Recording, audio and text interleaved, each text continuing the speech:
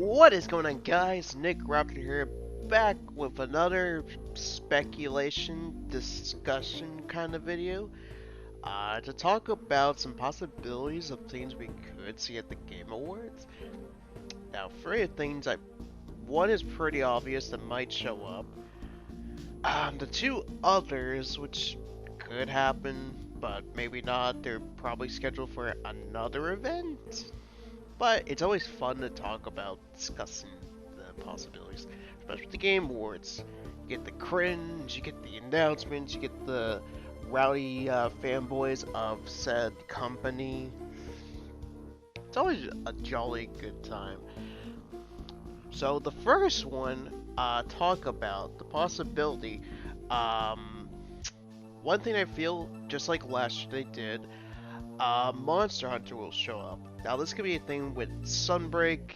It could either be same trailer they shown at the Nintendo Direct and Tokyo Game Show. Not gonna lie, Capcom, your Tokyo Game Show presentation's kinda disappointment. Well, except for the the monster they revealed. I guess was cool.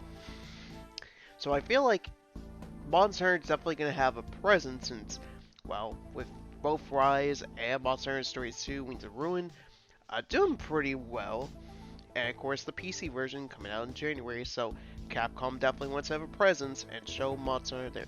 I'm hoping it's of the latter where they'll show something new, because I mean with last year we did get at least a footage of another monster they would introduce in the base game for Rise. That is something I feel like is generally probably going to be there, as well maybe another location, which I would like to see as well. Or even maybe a footage of a returning monster, like they would show Ignactors, they have trios. I would definitely be excited, because, well, it'd be the first time it gets face again same trios in a more modern Monster Hunter. And of course now, let's talk about the two games that possible. Especially one of them it's definitely been ups and downs, and well, we're going to talk about the worst kept secret in the gaming industry, besides Borderlands 3. Wumpa League. Of course, Wumpa League. The quote-unquote party game from the Crash Bandicoot series. This is a game that's been teased a lot since someone actually was capable of 106% Crash Bandicoot 4. It's about time. So after they 106% completed, they went back to the first level and randomly found a logo that showed that was not in the game. It looked very Crash Bash-esque. Now of course you want a full breakdown of this whole Wumpa League thing. I'll leave a link down in the description below to a video that can definitely explain it a lot better than I could. So, what could it be? Could we actually see Wumpa League? Possible. I mean, it is still hard to say considering the stuff going on with COVID and of course the recent stuff with Activision. Those times where I wish they didn't have the IPs because they're greedy assholes. But go and see Wumpa League. It's 50-50. It's like, maybe because they were originally planned to release it in October this year. But, you know, COVID and the accusations and all the bad press for, well, a company I definitely have never liked, but I would support regardless when it comes to Crash Bandicoot and Spyro the Dragon, because they are my childhood. But I am confident we'll finally get to see what the heck this Wumpa League thing is. Because really, it definitely has gotten to the point where it is going on a bit long with the teases.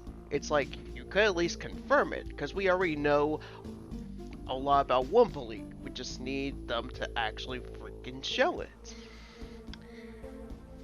But yeah, that's the whole thing with Wumpa League. And now, a game I kind of didn't really think of at first, and I don't see anybody else talk about it, but the fact that this kind of raised some eyebrows for me at least when it came to Metroid Dread showing up in the two categories. Now, of course, the game is my Game of the Year. It definitely deserves to be in the Game of the Year category. It's a really good game, and it's great to see Metroid finally get back into the spotlight it deserves. I'm thinking, at least when it comes to like a left field play, something that probably going under the radar, since a game they haven't really talked about since the game went through development hell. I think either the possibility of one or two things. Metroid Prime. We'll finally get to see some Metroid Prime 4 gameplay, and then a tease, the reveal of Metroid Prime Trilogy HD Collection, which would be a good thing, since Metroid has been doing pretty well. So, it would be a smart move in Nintendo to take advantage. After Metroid Dread, at least like wins one of the categories, I feel it's definitely a good time to reveal, oh hey, we're gonna be showing off gameplay of Metroid Prime 4. And oh, this is to hold you over until Metroid Prime 4 comes out. Here's a HD remaster of the Metroid Prime games. I feel this way since one, Nintendo somehow always pulls a left field move, unless it's like last year's even. No wait, never mind. They did have like Sephiroth and Smash. To be honest, I kind of forgot about that. But they definitely had the history. If you look back on Game Awards back in 2017, after Breath of the Wild won Game of the Year, they had then announced the DLC for Breath of the Wild, which is pretty solid DLC if you ask me. And of course they had Joker in from Persona and Super Smash Bros. Ultimate as reveal. I guess the one big one you could say was a little bit was Bravely Default 2's. But then of course last year you had Sephiroth in Smash, which was a pretty big left field, not expecting at all. So maybe with this year they'll surprise us with more shocking announcement like Metroid Prime 4 gameplay, and of course a HD collection of the Metroid Prime games. Especially be good considering Metroid Prime 2 is like the hardest to get nowadays. Metroid Prime 1 can be somewhat easier to obtain. I'd say the easiest would be 3.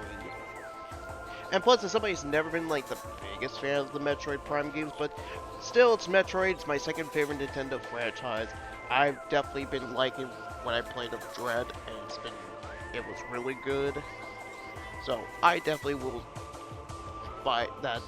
That will be a day one purchase for me. But if you're excited for the Game Awards, what are you looking forward to the most? If there's an announcement you're hoping they'll show off, let me know in the comment section below. I'll catch you guys on the next video.